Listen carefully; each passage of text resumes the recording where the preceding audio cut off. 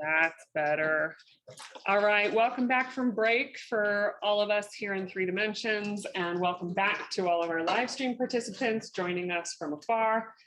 Again, this is the 16th annual Conservation Finance Boot Camp, hosted in partnership with Colorado State University and the University of Wyoming. We are, again, just a couple housekeeping instructions before we get going. We are recording this session. The recording will be made available to all attendees, whether in person or remote, at a to be specified time after the boot camp is done. Please, for folks joining us remotely, throw your questions in the chat. Katie, who's sitting just out of screen here, will be relaying your questions to our panelists today. And also we'll have a mic running around the room, capturing questions from folks in attendance here. I think I've already asked, but please keep yourselves muted and please keep videos off. And that should keep us in pretty good order. So with that, we are thrilled to welcome 3 colleagues who are working in really different but very interesting considerations for federal-private partnerships. So we're going to delve in with 3 sequential short presentations on each of those approaches. And then we will get into a panel discussion. So I will start by inviting Seth Gallagher to take it away. Thanks, Great. Seth. Thank you, Lee. Good morning, Seth Gallagher. I'm Program Director for Grasslands and Mountain West Programs for the National Fish and Wildlife Foundation. I'm based right here in Fort Collins, Colorado. So welcome to Colorado and welcome to Fort Collins. Hope you enjoy your stay and your visit. I think you heard from Chris West yesterday, our regional director, on our corporate partnerships, specifically geared towards carbon storage and sequestration. Hopefully this won't be too redundant. I'll try to buzz through kind of a quick overview of who NFWF is, how federal partnerships work at the organizational level, down to the program level, and then actually get into a couple specific projects to give you an example of how we put those dollars on the ground in that public-private partnership. Click on the slideshow with your computer just to get it back on. Is it on? Okay. Is that when you flip, did it work? Try now. Okay. Maybe I'm going too fast. There you go. Or too slow. So NFWF is a pretty unique 501c3. I like to say we're federally adjacent, so we're not federal employees, but we were founded in the early 80s as a mechanism to help the Fish and Wildlife Service handle private dollars. And so we've evolved since then to really work with a number of federal agencies across the board to be able to mix those federal and private dollars and put them on the ground in conservation partnerships. We have a 30-member board of directors that's appointed by the Secretary of Interior, with standing board positions for the Director of the Fish and Wildlife Service and the National Oceanic and Atmospheric Administration, or NOAA. So pretty close ties to the federal government. We really focus our dollars on conservation action. So we don't fund things like advocacy and litigation. And so really our niche is capacity and pushing dirt and getting projects done on the ground through our partnerships. And we'll show you some examples of that as we move through the presentation.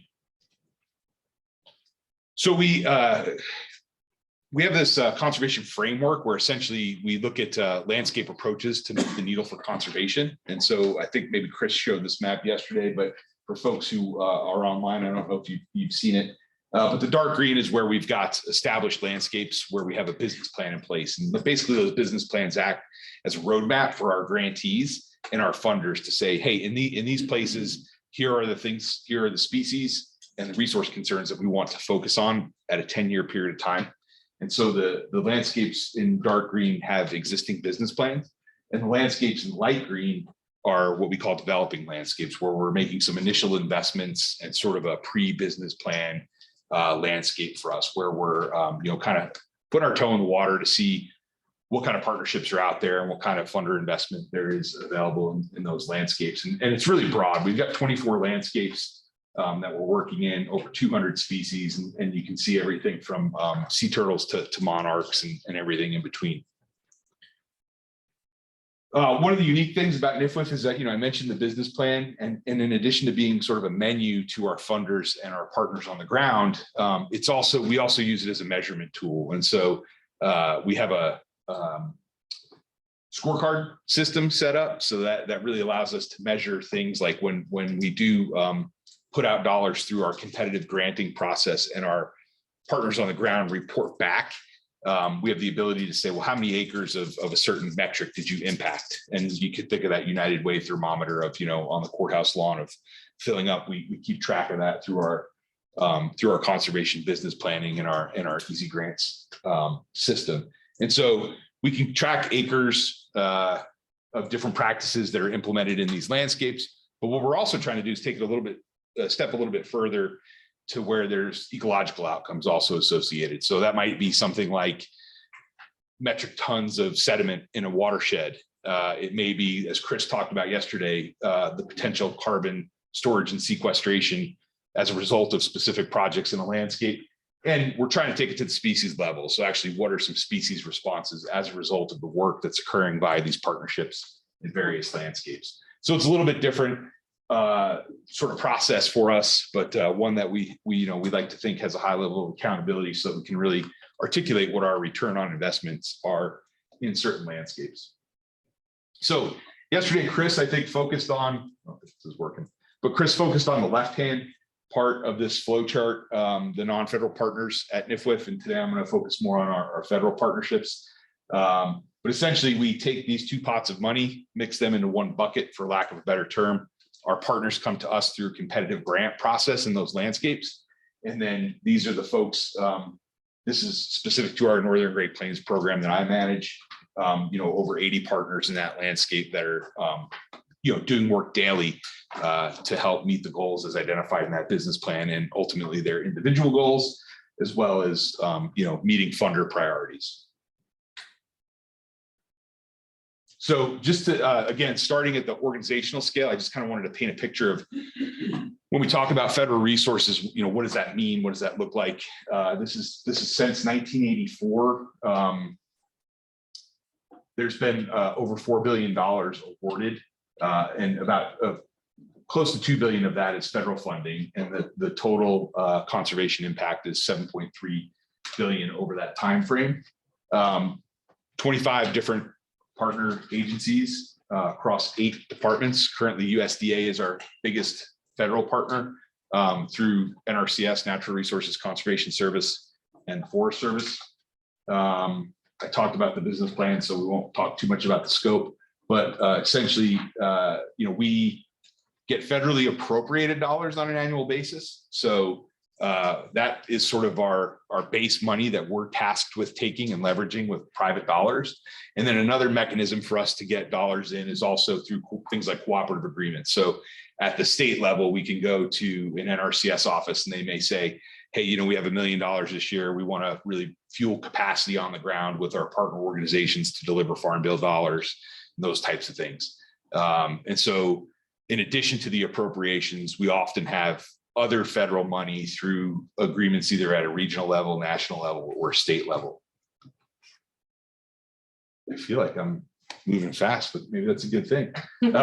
So I just wanted to give you a sense of the kind of 3 types of projects that we might fund. This is a really, 5 minutes. Oh, perfect. All right. This is a really typical project for us, large in scale. You can see the award. This is a pretty large award for us, but I would say 70 to 80% of our projects are really focused on conservation delivery on the ground. This is through Pheasants Forever in Idaho. A whole number of non-federal partners. The state of Idaho contributes to this. The Governor's Office of Species Conservation, Idaho Fish and Game, but basically things like conifer removal, music wet meadow restoration. And this pays for, the guys out there with the crews out there with the chainsaws. This pays for the biologist staff time in designing these projects. And the idea here is to think about doing this at scale that's ecologically meaningful, not necessarily stifled by political boundaries, right? So the ability to work from BLM onto private land and the ability to work from BLM onto Forest Service land is really a hallmark of a lot of the projects that we deliver on the ground. Because of that mixed pot of funding, we oftentimes give our partners the flexibility and the ability to move and deliver these projects in a nimble way that is ecologically meaningful and sort of ignores land ownership boundaries to the degree they can. So conservation easements is another tool in the toolbox for us. So, the funding associated with these types of projects can be fairly limited. So oftentimes that's the limiting factor for us to be able to fund it. The demand for this is through the roof. But we occasionally do get dollars that are well suited for conservation easements. This project in Idaho, kind of where Idaho, Wyoming, and Utah meet, was deemed a high priority for the state from a big game migrations perspective. And there was a highway corridor that moved through this little valley. They did some fencing and some underpass work and really needed to ensure that the properties adjacent to that project were protected, right? Because if you put that installation in and you make that investment and then all of a sudden it's a subdivision, you've got other threats to that migratory herd. And so this is just an example where NFWF put in 150,000 federal dollars. Other partners came to the table, a couple private family foundations and some smaller NGOs came and cobbled the dollars together, driven by science though. So really in the literal sense, where is the conservation bottleneck in this instance? And so it was really hard to pick projects. We've got a lot of really cool stuff, but this was a partnership with BLM dollars. I should mention the previous project in Idaho had a mix of BLM, Forest Service, and Fish and Wildlife Service. So all three of our federal partners were in on that project. And then this one, just sort of a unique opportunity for us to invest in capacity as opposed to sort of the focus on the sort of moving dirt type of a project. And this is an example where USDA NRCS had a program, the Agricultural Landscape Easement Program, or ALE, that was vastly underutilized in the state of Montana. The conservation bottleneck that they identified was someone who woke up every day thinking about ALE and sort of moving landowners and moving NGO partners through that process of due diligence and compliance and all the red tape that's associated with that program. And once they hired that person, they saw a really high level increase in the expenditure of those federal dollars. So this was an instance where the investment in the person to really go spend some other agency's funding that was available, paid off. And so the state of Montana, I think in 2019, delivered more ALE acres in their state than the rest of the nation combined as a result of this. So we just surveyed some land trusts in the West, and they're also going about twice as fast. Yeah, everybody wants a position like this now. And so there's lots of, we've got a lot of lessons learned as to why this works and if folks want to replicate it, what those lessons are. So kind of a unique aspect of different type of project for us, but one that has been highly successful. That's my last slide. I did want to mention America the Beautiful. I know it's on everybody's mind. I think it's a good segue to the other two agencies that are present today. It's an $85 million RFP that's currently open right now. 75 million of that is Department of Interior, and then there's additional dollars from NRCS, the Forest Service, and the Department of Defense. I thought about putting a slide in. It's a whole nother hour presentation just on that program. But I'm going to be gone this afternoon, but I think I'm going to hang out tonight. So if folks have questions about this or America the Beautiful, super happy to answer those. I hope I'm close on time. Yes. Cool. I think we have time for any questions that have come through the live stream or from the room. Seeing none. Thanks. Does NFWF either regionally or nationally distinguish between sort of the big scale restoration projects that you're talking about and sort of more maintenance focused stewardship on lands? Articulate the difference for me. I may still be working through it in my own head too, but maybe it's about restoration on newly acquired or newly conserved lands versus already conserved lands and maintaining the condition that they're in through invasive removal or got fire or something like that? Sure. Yeah, I mean, I think we're looking at local partner needs. So, I mean, if there is a need on newly protected land, maybe it's protected but degraded in some way. We always view that favorably as a potential protection of investment, right? So if this land is protected but not functional, how do we get it to functional? So that's something we think about and consider when we're thinking about how projects are designed. But I mean, I think we really try to default to our partners telling us what their priorities are in regard to specific projects. So yeah, we would consider both. Yeah. Yeah. Okay. Seth, thank you. So I noticed that Arizona is not in part of the business plan area.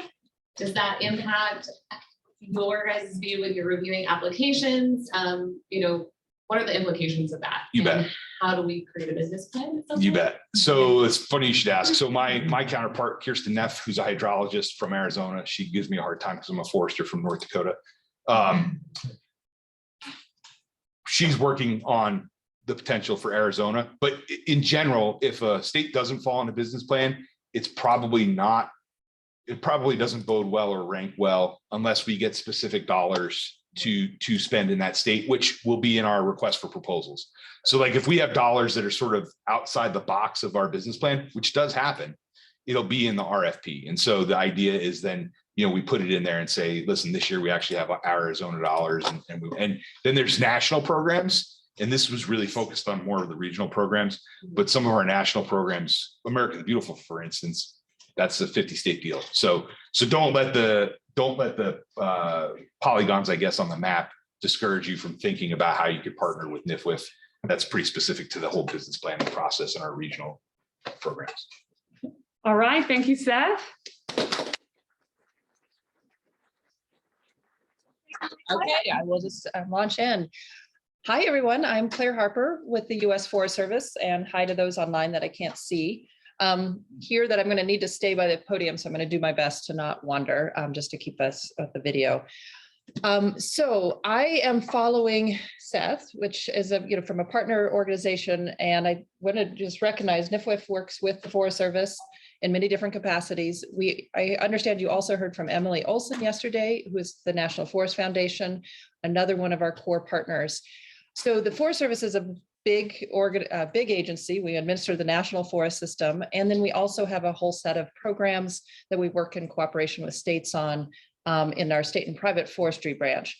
That's where I work, who I work for, and what I'm going to be focusing on today. But I did want to acknowledge first that on our National Forest System side, we do deploy and engage in a whole suite of conservation finance strategies and approaches with partners like NFWF and NFF.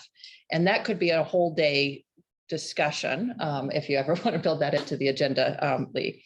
So what I'm going to focus instead on is the Land and Water Conservation Fund and one of our programs in the Forest Service that I focus on, which is the Forest Legacy Program. My Land and Water Conservation Fund is focused more on the land conservation work, so the actual acquisition and conservation of land. And then so much of our other conservation finance strategies and partnerships in the Forest Service are more focused on the management of land, whether it's public or owned by other state and private entities. So I just wanted to put the context there.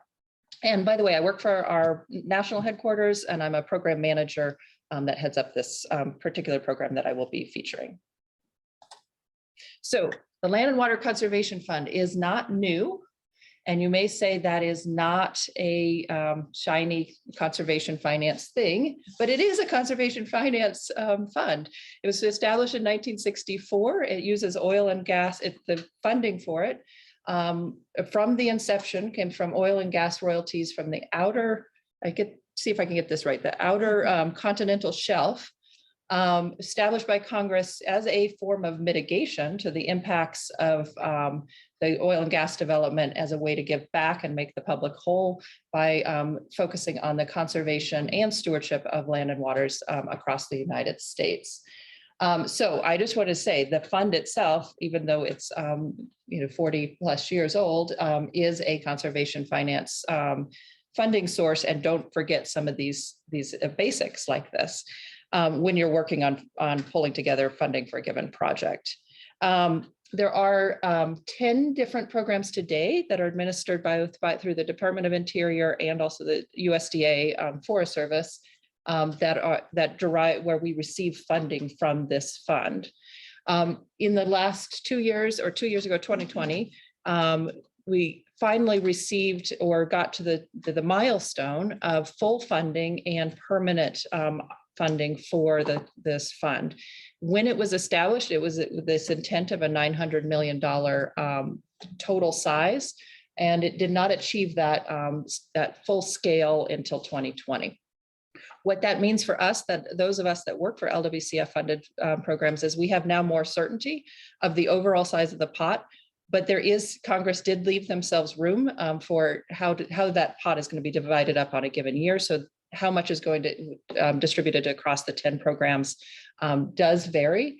And also of note, 40% of the fund is now designated by law to go to federal land acquisition, and a 40% is to state land, state and local financial assistance, and then the 20% is a fluctuation.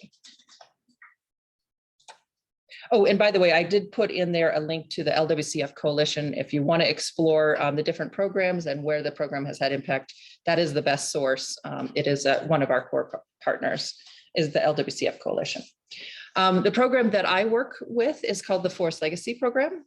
We focus on forest land, environmentally and socially important working forests. Our history derives from some of the very large million-acre sized sales in the Northeast back in the 1980s, not the 1800s. And we were authorized in the Farm Bill out of kind of what was happening in the Northeast. There was a set of senators that pushed this program forward. And we have grown since our inception to have 54 states and territories enrolled. We are a working forest program, which means that our funding goes into the conservation of the land, but we try to set up for success where those forests will be actively managed for public benefits into the future, and we partner with our state forestry agencies and other state lead agencies across the country to do that. We are an easement and a fee acquisition program, and we fund both, although right now our acre accomplishments are heavily on the easement side, but we have a lot of states that focus only on the fee acquisition side. So this is a funding source for state parks, new state wildlife areas, state forests, as well as helping conserve critical forests under conservation easements, and they stay in private ownership. And we are 30 years in, and we have just shy of 3 million acres. We keep we have a little internal competition of who's going to have the final project to get us to 3 million. But we're keeping short. So, and the map of where our projects have been so far, and you can see that history of the Northeast is where so much of our projects have kind of where they started, but we are definitely a nationwide program. And under Great American Outdoors Act, we bumped up our funding by about 47% to around the 90 million per year. And let's see. Sorry, I am trying to do what I'm told to do. There we go. So funding, that's the focus of this boot camp, financing strategies. So I wanted to kind of highlight. So we think this is a Forest Service program, right? And we administer it in partnership with the states. I think I said that in a moment ago.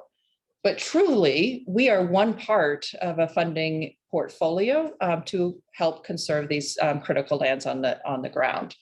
Nothing that we do is everything is with partners, and both state partners, but also local partners, and usually a NGO, whether it's a land trust or one of our larger national land conservation organizations, is in the mix, pulling together the funding for any given project. Our federal funding over the 30-year history has been less than 50%, 47%. just shy of $1 billion, but our non-federal match is over $1 billion at this point. And our program only requires 25% match. So that just shows you this is, we're a pillar of the funding strategy for those almost 3 million acres, but not the only.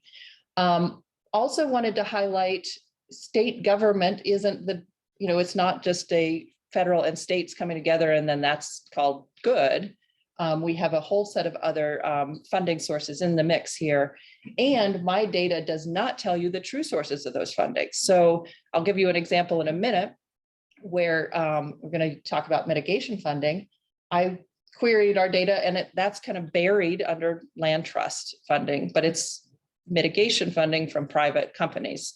So this is the system I have, but I just wanted to highlight the complexity when you're dealing with land conservation. It's just really good to think about what's the mix of funding.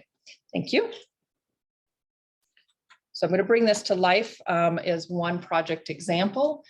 I do want to highlight that for the Forest Legacy program and across all of the LWCF programs, the diversity of the things we fund is incredible. So from 100, right now we have a project in Montana that's over 100,000 acres. It is working timber land and incredibly expansive forest. That's a $20 million federal investment, not even counting the non-federal. I'm into very small parcels that we do, whether it's on the islands or like the example that I'm going to talk here. So I just wanted to, I'm highlighting what we would call a relatively small acre and small dollar cost project. But we have just an incredible portfolio of different types of projects across just in our part of the LWCF world. But I wanted to feature Kansas and this project that is a little bit near and dear to my heart, Baldwin Woods, because I did help move this project forward back in 2016. You may think of Kansas as a place that has just grassland, but it has a very kind of an amazing set of hardwood forests on the eastern side. And some of those forests they're really, really diverse, biologically diverse. And Baldwin Woods, it's a area near Lawrence, Kansas, is kind of a poster child for intact and incredibly diverse forests. This particular project was total conservation impact of 250 acres. We contributed to 166 acres that met our criteria, and other funding sources came in for the other sources. And just for that, what was the nuance there? They couldn't meet we have pretty strict requirements about mineral rights. And so part of the acres in this project we had to exclude because we couldn't participate. There was too much risk on the mineral side, even though the state was able to figure out ways to make sure that they felt comfortable moving forward. And it right now is managed as a forest reserve, as a research area it's actually Kansas University, and let me get the agency right, Kansas Biological Survey and Center for Ecological Research manages this. So given that I have 2 minutes left, wanted to say, just a few notes on finance strategy here. 500,000 in federal funds, but almost an equivalent amount of private voluntary mitigation funds that the source was TransCanada and Enbridge, 2 pipelines in Kansas that those companies providing it in a voluntary mitigation fund that was administered by the Conservation Fund that came as the major source along with the landowner donation to make this project happen. Key thing, if you're working with federal dollars, is we need to make sure that whatever source of funding you're bringing to the table is classified as non-federal if you're trying to use it as match. These companies have an agreement with the Fish and Wildlife Service that's part of an overall mitigation plan. But this portion of this was through a separate agreement that the Fish and Wildlife Service was party to in concept but not direct party to the funds going to the Conservation Fund, but it still met the overall goals as negotiated with the U.S. Fish and Wildlife Service. It's confusing and you have to look at all the agreements to understand it, but the core, how that worked is in the end, we could bring our funds alongside their funds, and it was counted as match. And as the Conservation Fund said, they also had the certainty from Fish and Wildlife Service that these projects were in meeting the habitat goals. In this case, it was focused on migratory birds, and there's, I think, 152 documented species of birds. And last slide, Lee, I promise. So I did want to highlight LWCF is among a whole suite of other federal funding. This is not the full suite. But a couple of note right now, there is a new fund that was set up by Congress called the Legacy Restoration Fund. It's focused on public land deferred maintenance, but that's also funded by royalties. So it's a new fund. It's a 5-year pot of money, but Congress continuing to use the strategy of royalties. In that case, it's not just from offshore. Then we also had the recent infrastructure bill that has a portion of funding embedded in this massive bill that we are actively deploying for a variety of forest, watershed, and recreation projects. But amongst all the big, huge opportunities, don't forget smaller grant programs can be incredibly powerful. We, out of our office, actually administer a number of these that are, of course, focused on forests. And I don't know if the links are going to get into what you all's handouts, but I did provide links to all of these different programs. The ones here that I highlighted are more in the 100,000 to 600,000 range, all competitive projects. But if you're looking for seed funding or you have a smaller project, please check us out. And I think that's it. Thank you, Claire. And I do want to say all my pictures for properties that we did help protect through this program, including Got this a one. question? Yeah. And again, name and affiliation for the remote folks. Kent Wimmer, Northwest Florida Sentinel Landscape.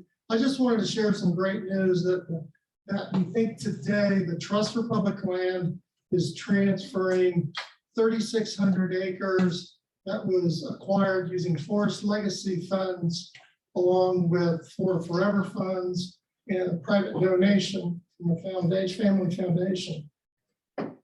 These lands are going to be added to Blackwater River State Forest, and they help buffer Naval Air Station Whiting Field to protect their mission. So you guys are doing great work. And I know that project, and I'm so happy to hear where we're at. And it's the perfect segue to my partner here, Kristin. But you have more and more questions. I do have one more.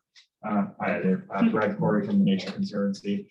Obviously, lots of pretty pictures of forests make sense given who you work for. You also have large tracts of grasslands in the area that is particularly relevant for my work, and I'm wondering, do you do a lot of these programs? Do they require trees, or do just Forest Service manage lands? Forest Legacy, the program that I featured, does require 75% forest to be forested. That's because we're in the niche of working forests as from our authorizing, what Congress asked us to focus on originally. In the family of LWCF programs, no, that's not the only focus at all. And I would say the NPS stateside would be one area. There's U.S. Forest Service also, we manage national grasslands. So depending on what's the in state, do you want this to stay private? Do you want it to be, is it going to be state land, or is it going to go into the federal estate? We do have a part of the LWCF funding, our own land acquisition program, that would be more about how to add land into the national grasslands. So the answer is complex, but always I would say for any of this work, not only think about what mix of funding you might be able to bring in, but what is your goal for that piece of property? And then start thinking about what's the right funding source. For Forest Legacy, we have contributed to what I would call mixed land projects. So that bigger conservation impact, but we fund, the forested part, and then NRCS, or we have private funding come in for the other non-forested or grassland area. So not an easy answer to your question. Very helpful, thank you. One more, I know I'm not allowed to ask a question. So this Microphone first. Oh. Sorry, Peter. This is just a shout out. One of those little things at the bottom of Claire's last slide is the Community Forested Open Space Program. Not as well used and as well known as it should be. It's extraordinarily well known where I live in New England. Mhm. But it would be great if more people kind of connected to that, because it's just a remarkable way to support community tenure and community engagement in forests and forest management. Thank you for that call out. And I would say that is a program, it's another acquisition program, but it's for local communities to acquire and manage that land. Not to take away from your success in the Northeast, Peter, using that program, we really need more projects in the middle of the country. Like where there's got to be local communities interested. So it is one that and it's open to tribes directly. Oh, there's another. Yeah.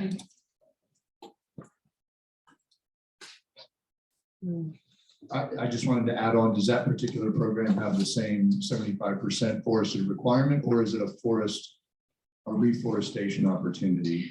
I'm glad you asked that. So for community forest, it has the same requirement of 75% forested. Again, think of us as part of, we can be part of a mosaic of funding, including through that program. But for Forest Legacy, we actually do allow projects to come forward where it was once forested and there is a demonstrated plan to reforest. So we will count something as forest land even when it's not showing trees at this moment.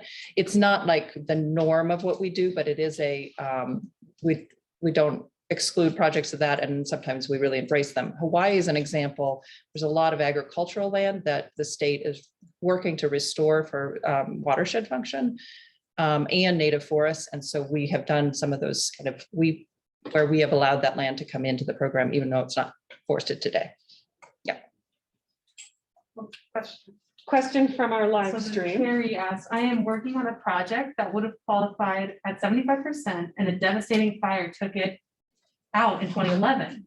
They have replanted 1 million trees, but will not reach 75% again for some time. Is it eligible? Oh, never mind, you just answered it. And it's actually a really good question, because usually, we would need to look at that. What's the chances, even if it's not, there's active planting, but then there's also natural regeneration. And in some of our forest, fire has hit a lot of our projects. We don't, so that's still forest land, but we need to think about, is it going to be forest land in the future? Yeah. But I would say as a general rule, yes, that would be still eligible. We've also had properties where lava's come over it. Then we have to think about, is that still forest? But yeah. Okay, I'm gonna All let right, please join me in Kristin go. thanking Claire. And as Kristin gets going here, I just want to give a quick acknowledgement to Kristin and her predecessor in the role with Repi, Nancy Natoli, for not only being longtime participants and supporters of the boot camp since 2011, but providing the seed funding to take the Conservation Finance Boot Camp and evolve it into the Conservation Finance Network. So thank you, Kristin. Take it away. You should. Oh, nope. 2 seconds. There we go. Just had to get you on the right thing. All right. Well, hi, everyone. My name is Kristin Thomasgard. I run the REPI program for the Department of Defense, Readiness and Environmental Protection Integration Program. I'm going to give you guys a briefing today where I wear one hat for part of that briefing, then I put another hat on, and then I wear both hats for a little bit. So I should have brought some with me. It would have been comical for everyone online. But so I have a lot that I'm going to try to talk to you about in a relatively short amount of time, but I am going to be here with you for the rest of today and part of tomorrow. So I look forward to being able to talk more about some of these things that I'm going to brush over pretty quickly. So I want to start by just giving a little bit of context as to why DoD is here, why DoD provided seed money for the Conservation Finance Network. I want to ask a question. I know many of you have worked with DoD. How many people looked at the agenda for boot camp and went, why the hell is DoD coming to Conservation Finance Boot Camp to talk to us? Be honest, raise your hand if you were like, what the heck? All right, there's only a couple of you. I asked this question a couple of years ago and like 3/4 of the room raised their hand. So we're getting the word out. bottom line, the Department of Defense manages, owns, operates on about 25 to 28 million acres of land, depending on the day of the week and what we've negotiated with BLM. So we're in that range. On that land, we manage more threatened and endangered species than any other federal agency. We have 450 threatened and endangered species as of possibly last month when we pulled that stat. We have many more at risk species, and we have many species that only exist on DoD lands. So we have a major stewardship and natural resource management responsibility. However, those 25 million acres are not there for species management. They're there to train about 1 million volunteers, men and women who have chosen to join the armed forces, and to provide them with the training that they need, the testing of the equipment that needs to happen, and the operations that we need to execute to support a national security mission. So that's what DoD is there for. However, in order to do that, we need to have spaces where we can do that testing and training. We need dark skies. We need open spaces. We need resilient landscapes in a lot of different geographies. We're sending people all over the world. They need the opportunity to experience those environments here in a training context before they go and operate. But we also need to do that in a way that's safe for both the men and women who are training, but our neighbors. And sometimes when we do those things, we make a lot of noise. Sometimes it's a little bit of noise. Sometimes it's a lot of noise. We produce dust, we produce smoke, we do things that bother our neighbors sometimes. So having space between where we're doing those activities and where large populations of people are is important. But as I mentioned, we manage all of those species. We have some of the last remaining habitat that has been protected and managed. So we are islands of biodiversity quite often in areas that have been developed over time. And so the only way that we're going to meet our requirements to get our training done and manage those natural resources responsibly is to work with partners outside our fence line in order to increase the baseline of habitat. This becomes increasingly important as we talk about climate change, resilience, migrating species, changing landscapes, changing weather patterns. So that's, at the end of the day, we have to operate, we have to manage the landscape, and we have to remember that there are millions of family members and other military affiliates that we're responsible for. So providing a healthy environment with healthy air, healthy water around those installations, recreational opportunities, that is very important to us. Our installations are part of communities. We're not an isolated enclave. Many people may think of DoD that way, but over time we have worked very hard to really integrate into community. So we are part of a community, and the partnerships that we form around our installations are critical to how we can operate. Just a little bit about scale and scope of the program. This is a partnership program, so you're going to see some pretty big numbers up there. We have leveraged nearly 1-to-1 for every dollar that the Department of Defense has put into the REPI program. And what we do in the REPI program, just to help you guys understand, is a conservation-focused program. We can do conservation easements, we can do fee acquisitions. We also have a huge component of the program focused on land restoration, habitat management, and now climate resilience. And I'll talk a little more about how we're working in that climate resilience realm. We only work with willing landowners on voluntary projects and programs. I always have to put that disclaimer out because when DoD comes in the room and starts talking about land acquisition, people get real anxious and real nervous real fast. That is actually in our statutory language, that this is a willing participant program only. We've protected to date a little over 800,000 acres. I'll give you guys a little preview to what we're going to report at the end of the year. We recently closed on an over 300,000 acre conservation easement transaction. So that number is going to bump up pretty drastically when we report that to Congress. That's a pretty exciting project that we're excited to be able to report on. Also, our funding has increased pretty steadily from the inception in 2005. Over the past 5 years, we've been around $75 million to $100 million. In FY22, we had $150 million appropriation. That increase in funding is the result of this administration's focus on climate change and resilience, and the result of Department of Defense leadership being highly focused on climate change and looking at opportunities within the department to advance objectives in that area, REPI being one of those opportunities because of the work we do outside the fence line with state, local, and private partners. All right, I'm taking off my REPI hat. I'm going to put on a Sentinel Landscape hat now. So the Sentinel Landscape Partnership is a federal agency partnership. The Department of Defense, U.S. Department of Agriculture, and Department of the Interior are the three primary federal agencies at this time that form that partnership. That partnership really came out of a need that DoD saw in the REPI program to work at a larger scale and a larger scope.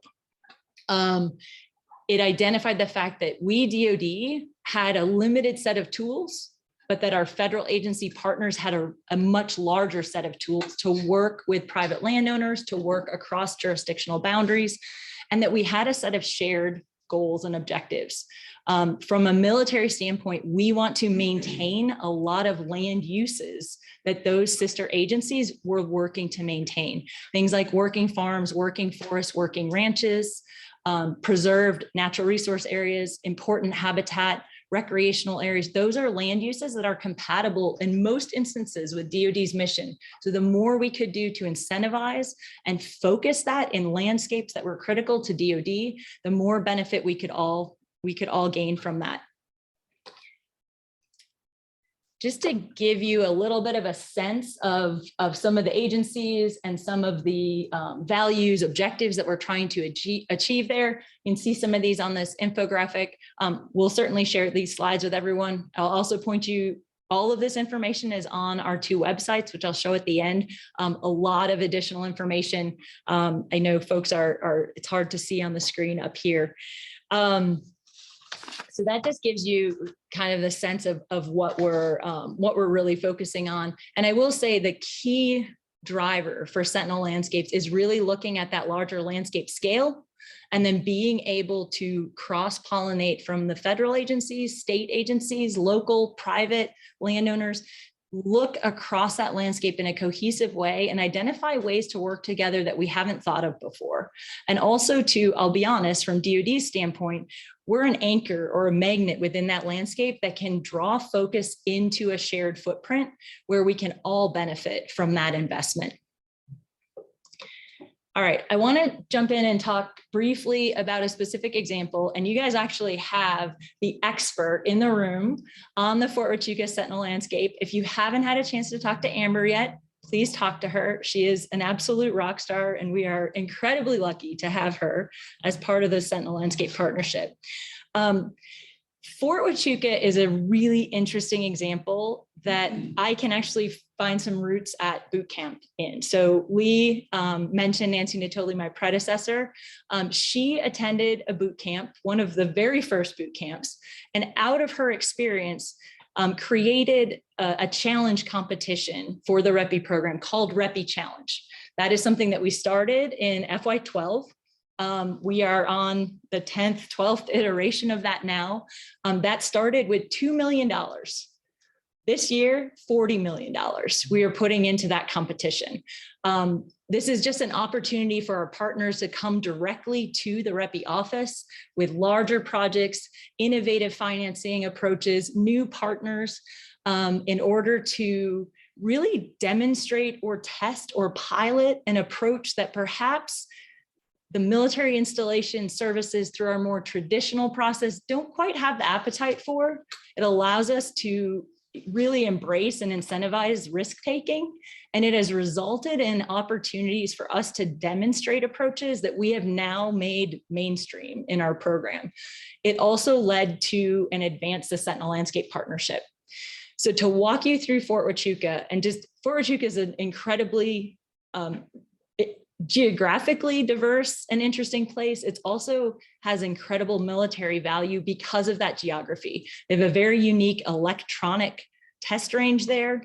They have one of the largest unmanned aerial systems training ranges, airspace in the entire Department of Defense inventory. We can do stuff at Fort Huachuca we cannot do anyplace else in the world. So it's very important from a military value perspective. But it also has some incredible biodiversity, incredible resources, incredible history that are very important to protect locally. Back in early 2000s to mid 2000s, there was a focus using the REPI program to put conservation easements on property to prevent urban development, to prevent houses from being built that were going to tap into limited groundwater supplies. That was the focus. That was a requirement to minimize impact on the water system that was impacting threatened and endangered species. And we put a bunch of conservation easements in place. Fast forward, move through time, that partnership grew, it developed, the REPI program grew and developed through a REPI challenge application. Fort Huachuca added some key partners. Arizona Land and Water Trust was added to that partnership. That really created an expansive opportunity to look at how we start layering different management practices on those conserved lands, really brought in some additional partners, ultimately led to the formation of the Sentinel Landscape Partnership. And Fort Huachuca was one of the first Sentinel landscapes that was designated. That has grown that partnership by leaps and bounds. We have moved into a place now where we have a dedicated coordinator in all of our landscapes, Fort Huachuca included, and they are really pushing the envelope on the types of partnerships and the approaches that we're taking in terms of layering management practices on land. I'm not going to do this example justice, but one of those is looking at water recharge. And that is a major issue at Fort Huachuca. It is a major issue for being able to continue the mission there, but it is also a regional challenge to ensure that there's enough water for the people, for the military mission, for agriculture, for species. We have to balance all of those things together. And this has been a really exciting project opportunity to pursue. And I'm sure we'll have a chance to talk more about it. And touch super quickly, I mentioned climate resilience. When we're talking about climate resilience, REPI is very focused on nature-based solutions. So you can see some of those examples here. This has led to the expansion of our funding. This has led to an expansion of project opportunities. So I would challenge folks to think in that context, how can these types of nature-based solutions and climate resilience options help advance your projects? And then I'll also say kind of what's next in funding and capacity. We've talked about America the Beautiful. We're really excited to be part of that. We're hoping to see that grow. We're hoping to see our investment in that grow. And then capacity. We've talked a lot about capacity. As our budget has increased, adding capacity has been a key component of the program. And we are looking at adding climate resilience coordinators in every one of our Sentinel landscapes. We've piloted that approach in North Carolina and we've seen some great results. And so that's something we're looking at over the next year as well. So I will stop there. I know I'm over. Thank you and happy to answer any questions. Thank you, Kristin. We'll take a question or two before we invite our panel to come up. Katie, you're going to toggle the video feed for our live stream folks. Anything for Kristin off the bat? Shy bunch today. Anything from the live stream? They might be typing. All right, well, let's go ahead and invite our panel to bring their chairs around. I would say for the video. Oh, could you end the question in the back? It looks like. Okay.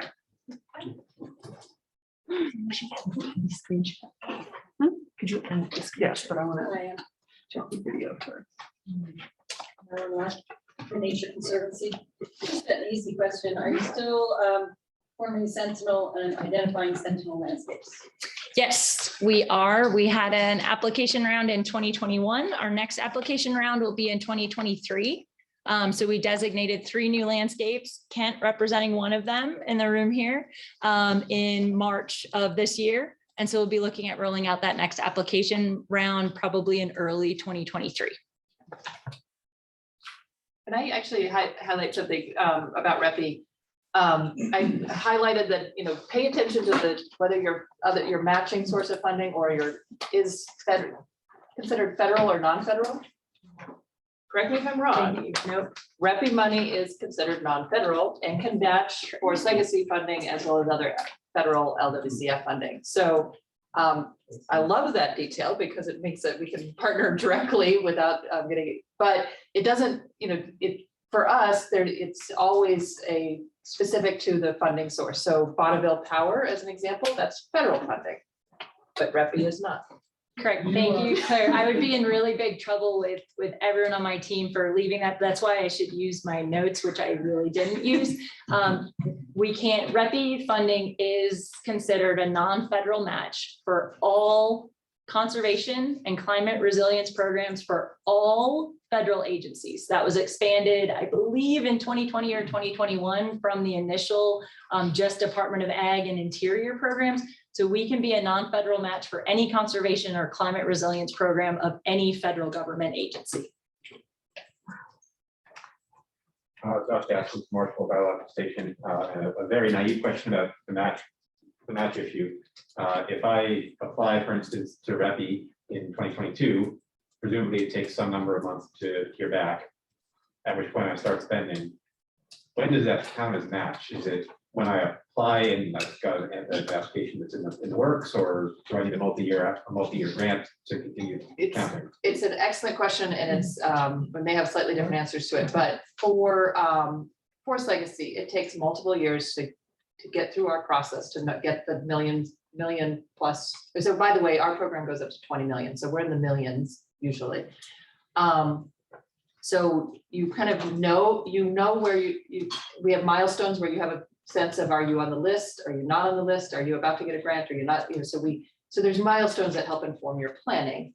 But as far as counting what is match, now the match is for us just the 25%. So you can have other funds that have been deployed before our funding comes in, but you still need to meet the 25%, even if you have a bigger portfolio of funding. But that has to happen within the life of the grant. And so that's after you've gotten the final word that Congress has approved it and we are issuing the grant.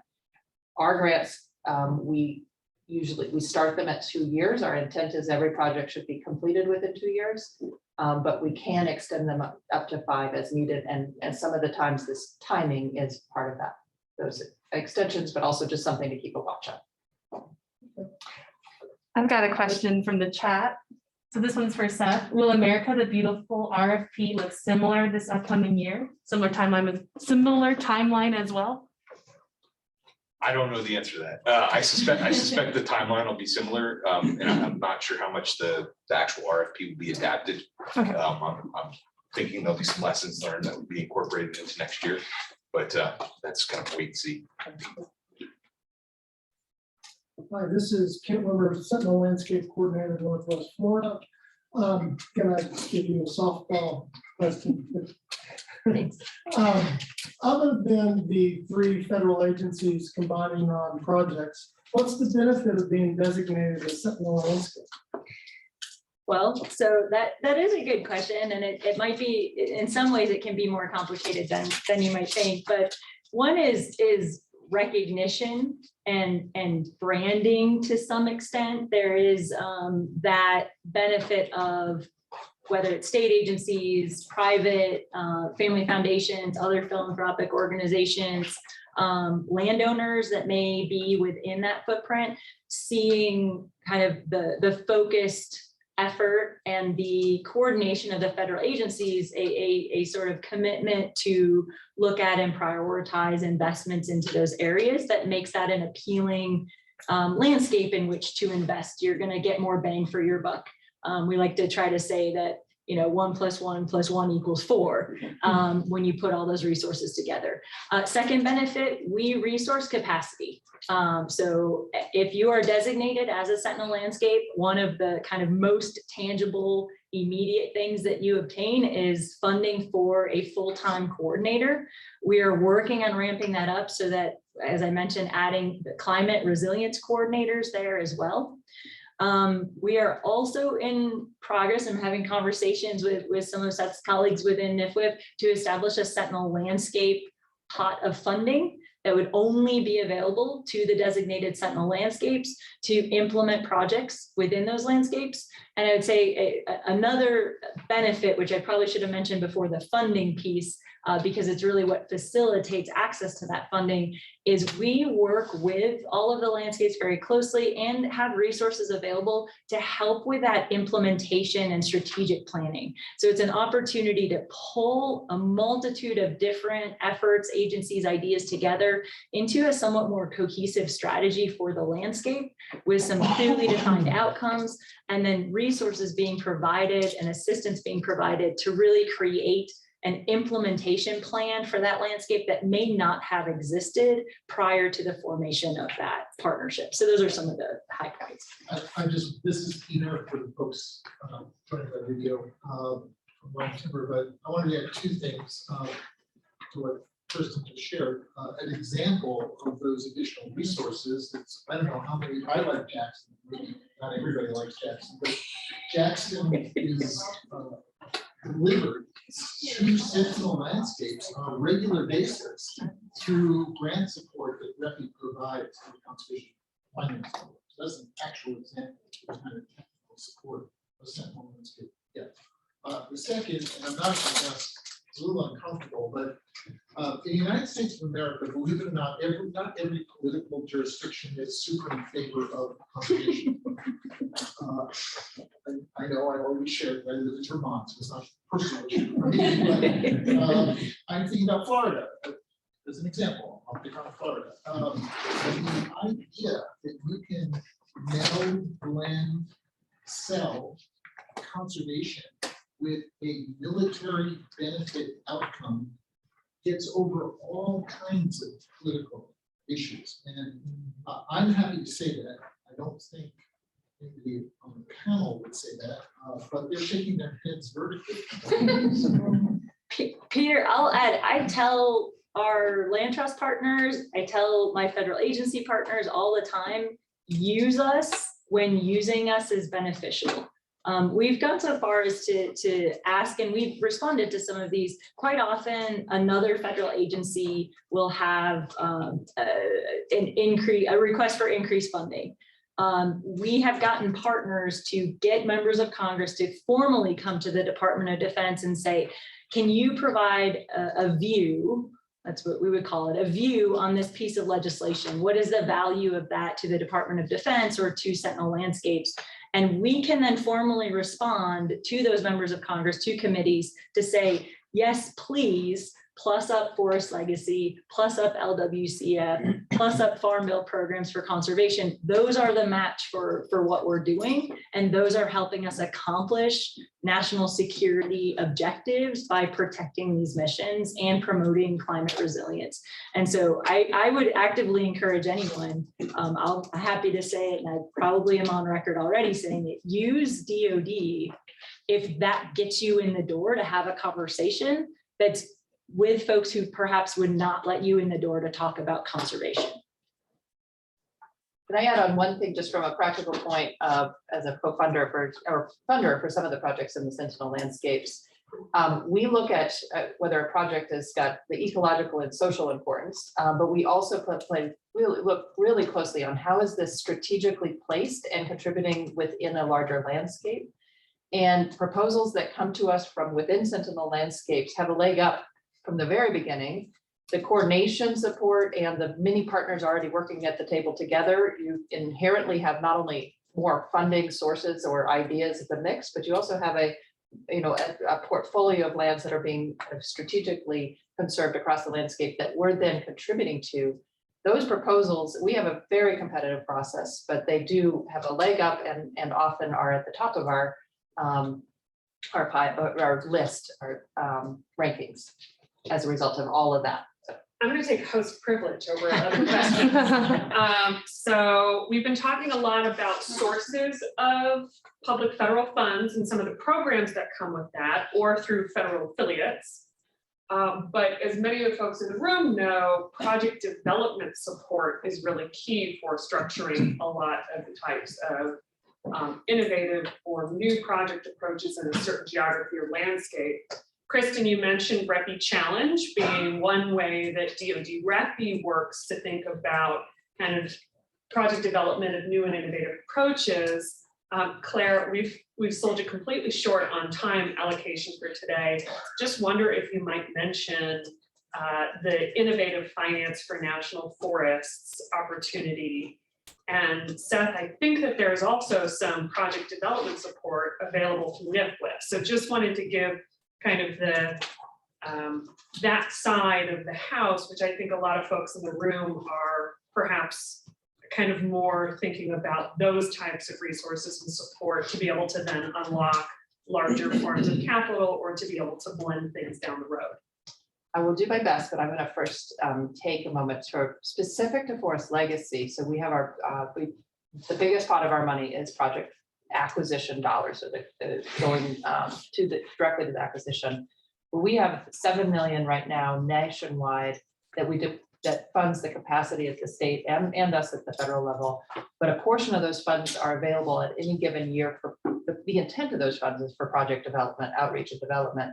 So if you're working on a Forest Legacy project, your state has the ability to ask for funds for project development, even if that's not on our list yet, even if it's just conceptual. So maybe not well known, but we have project development funds through our state or partners. The program that I now do not have my notes, so I can't even remember how to say it. Innovative finance for national forests. Thank you. And I always I'm the type of person mixes up words really well. So that one is just like a tongue twister for me. That one is administered by our national office, but it's a combined funding of Forest Service and U.S. Endowment of Forestry and Communities. So it's got a whole other set of partner that helps fund it. It is seed funding I call it seed funding, for great ideas that are going to move forward projects on the national forests that you are like testing new ground. So there are some other sources of funding in that arena. Ours is focused on the national forests. Some of the things, some of it's wildfire mitigation funded. So I participated in, if you want to have some batting round of ideas, catch me afterwards. It's like every one of the things that we funded through that relatively small program, but again, seed funding can be amazing. They're all snowflakes. So I can share a few examples from recreation to wildfire mitigation to creative ways to improve recreation infrastructure. So thanks for mentioning it. It is one of the links that I provided in my laundry list of things to don't skip over, research a little bit.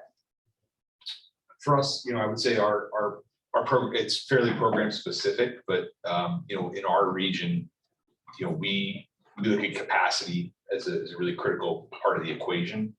The caveat being that capacity has fairly immediate outcomes.